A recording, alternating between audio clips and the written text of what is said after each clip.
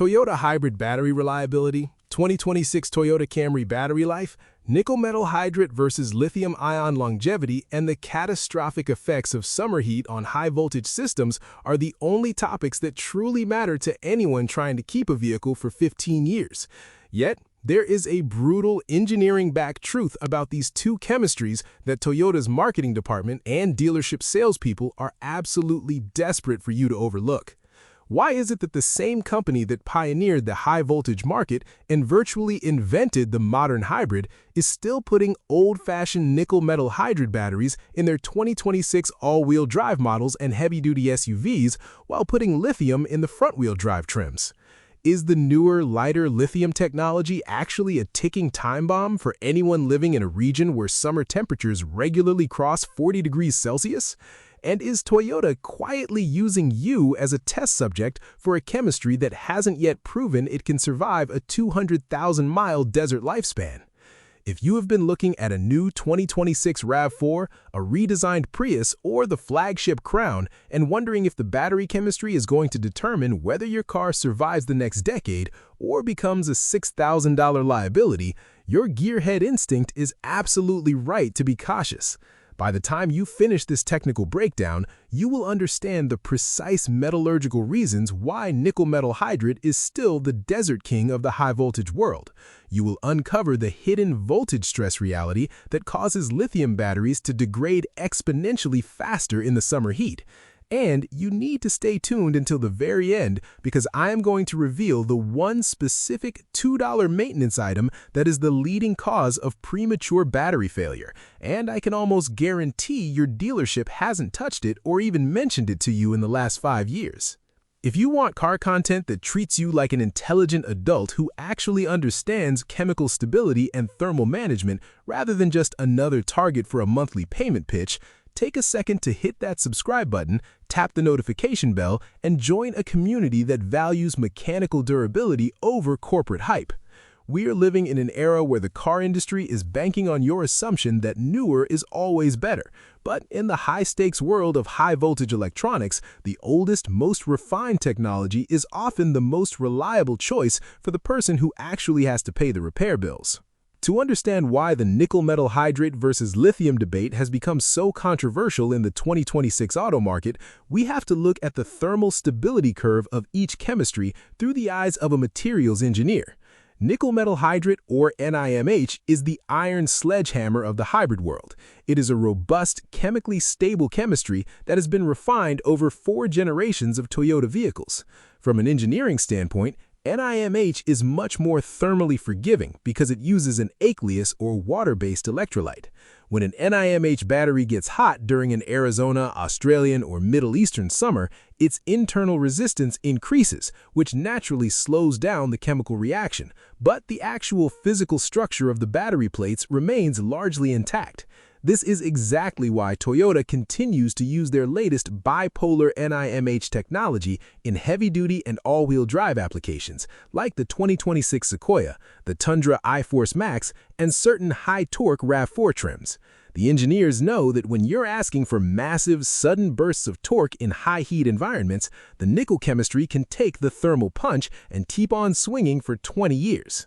Lithium-ion, on the other hand, is the high-performance athlete that is notoriously sensitive to its environment and its body temperature.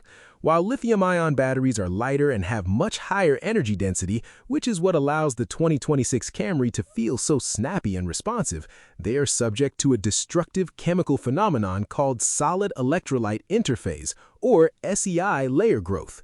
When a lithium-ion battery is sitting in a sun-baked parking lot at 50 degrees Celsius, especially if it's sitting at a high state of charge, the chemical reactions inside the cells don't stop. They actually accelerate in a parasitic way. This creates a microscopic buildup on the electrodes that permanently and irreversibly reduces the battery's capacity to hold a charge. The brutal truth is that a lithium battery kept in the heat of a desert climate can lose 20% of its total capacity in just 4 or 5 brutal summers, whereas a nickel battery in the same environment might only lose 5%. Dads and pragmatic owners across the globe are starting to realize that while lithium-ion makes the car feel faster on the test drive today, the nickel tank is the one that will still be hitting its EPA fuel economy numbers 10 or 15 years from now. The second ugly truth that almost no one is discussing on YouTube is the voltage plateau and electrical stress difference between the two chemistries. Lithium-ion batteries operate at a higher voltage per cell, which makes them incredibly efficient at transferring energy to the electric motors, but it also means every internal component, from the cell separators to the bus bars, is under constant electrical pressure. In the 2026 market, Toyota's battery management software for lithium-ion models is notoriously aggressive about cooling. If the sensors detect even a slight spike in temperature during a highway climb, the system will derate or throttle the battery's output to protect it from thermal runaway. This is why some owners complain that their high-tech hybrid feels like a 1980s economy car on a hot afternoon. The computer is literally babysitting a fragile battery.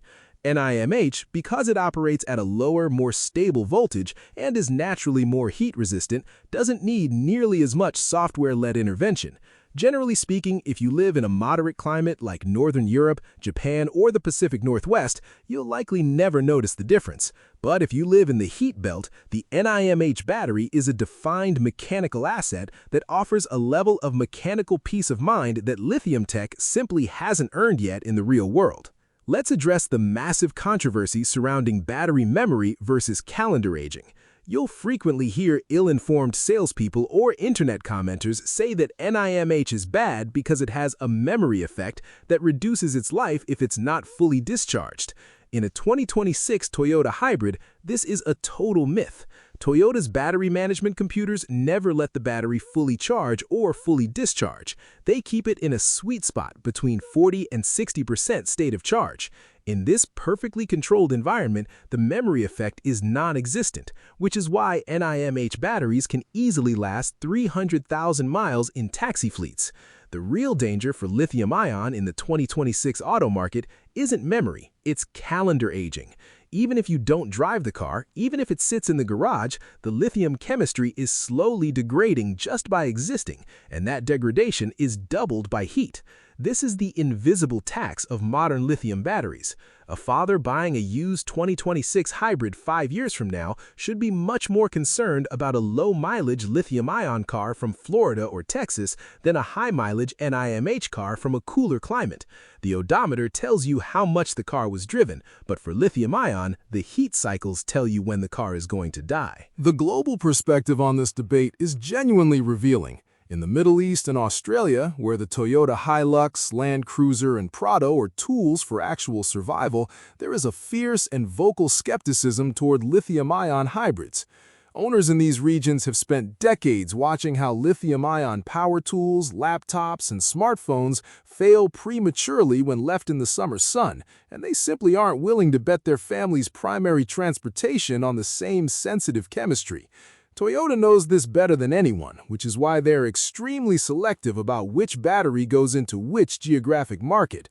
The brutal truth is that lithium-ion is often chosen for the US and European markets not because it is more durable for the consumer, but because it helps the vehicle hit specific acceleration-to-weight ratios and grams per kilometer CO2 targets that look better in magazine reviews and government compliance reports. If you're a long-term owner who plans to keep the car past the warranty, you have to look past the marketing review and look at the actual chemical composition under the rear seat. The controversy deepens when we talk about the bipolar NiMH evolution. Toyota didn't just stick with old tech, they reinvented it. By using a bipolar design, they've managed to fit more active material into a smaller space and reduce internal resistance. This means the 2026 NiMH batteries can actually provide power levels that rival the older lithium packs, while maintaining the legendary durability of the nickel chemistry. It's the best of both worlds, yet it's often reserved for the higher-end all-wheel drive models because it's more expensive to manufacture than the mass-produced lithium-ion cells. This creates a reliability tier within the Toyota lineup that most buyers don't even know exists. If you're paying $35,000 or $40,000 for a 2026 Toyota, you deserve to know if you're getting the first owner battery, lithium, or the lifetime battery, bipolar. So, how do you actually protect your Toyota battery, regardless of whether the sticker says NiMH or lithium, during a brutal summer heat wave? It starts by being an active participant in your car's thermal health, rather than a passive consumer of dealership propaganda. You have to understand that the hybrid battery isn't just a black box hidden away in the chassis. It's a breathing organism that requires a constant flow of cool, filtered air.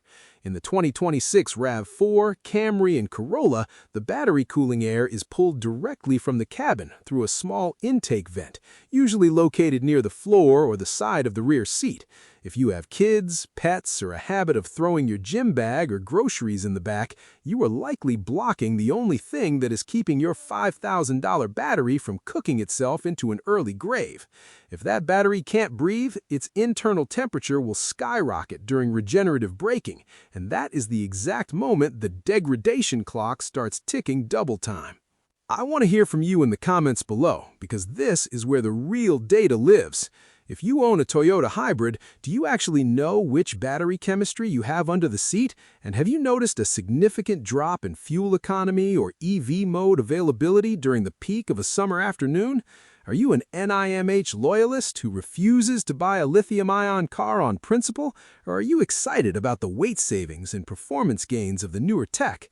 Let's get a real argument going, because the truth about these vehicles isn't found in a glossy corporate brochure or a paid influencer's review. It's found in the real-world experiences of the people who actually live with them in the heat. We need to hold these manufacturers accountable for the long-term thermal durability of their designs, and that starts with sharing the data that the dealerships and service departments want to keep quiet. Now, as I promised at the beginning, I'm going to reveal the one specific $2 component that is the absolute silent killer of the Toyota hybrid battery, and it is something you can fix in 5 minutes. That component is the hybrid battery cooling fan intake filter. Most owners don't even know this filter exists, but behind that plastic vent on your rear seat is a small, fine mesh screen designed to catch dust, pet hair, and clothing lint before it enters the battery pack. Over 4 or 5 years, that filter gets completely matted with debris. When that happens, the cooling fan has to spin twice as fast to move half as much air, and in many cases, it simply gives up. The result? Your battery operates 10 to 15 degrees hotter than it was designed to. In the peak of summer, that 10-degree difference is the difference between a battery that lasts 15 years and one that throws a hybrid system malfunction code at year 8. Dealerships almost never check this filter during a standard oil change or multi-point inspection because it's hidden and it doesn't generate a high-margin repair. If you want your Toyota to reach 300,000 miles, you need to pop that plastic cover off every summer and clean that filter yourself with a vacuum or a soft brush. It is the cheapest and most effective way to protect the most expensive part of your car. If you're serious about reaching the 300,000-mile mark and you want to arm yourself against the dealership's high-tech scams and planned obsolescence marketing, knowledge is the only tool that works. This is GearHead Genius, and remember, every car has a story, but only the owners know the truth. See you in the next one.